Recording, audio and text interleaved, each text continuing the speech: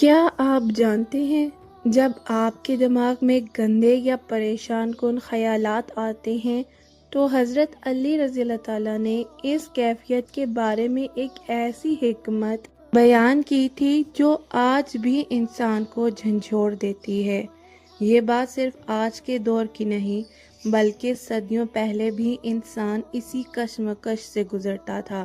اور اسی لیے علی ابن ابی طالب سے منسوب ایک گہری بات مشہور ہے: دل ایک میدان ہے، اس میں خیالات مسلسل آتے رہتے ہیں، یعنی انسان کا دل کبھی خالی نہیں رہتا۔ اسلامی تعلیمات کے مطابق انسان کا دل ایک ایسا مرکز ہے جہاں دو طاقتیں کام کرتی ہیں: نمبر 1، رحمانی اثر، اللہ تعالیٰ کی طرف کھینچنے والا، اور دوسرا شیطانی وسوسہ، بھٹکانے والا۔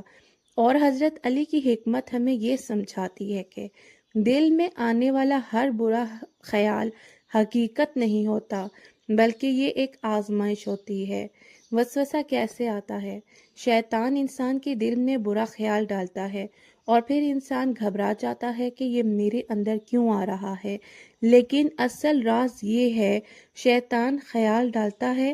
انسان اس پر یقین کر لیتا ہے، اور یہی وہ لمحہ ہے جہاں لڑائی شروع ہوتی ہے۔ حضرت علی کی اس حکمت کا خلاصہ یہ ہے کہ دل ہمیشہ حرکت میں رہتا ہے، لیکن آپ کا اختیار صرف رد عمل پر ہے۔ اگر آپ اچھے خیالات کو جگہ دیں گے تو دل روشن ہو جائے گا، اور اگر برے خیالات کو پا لیں گے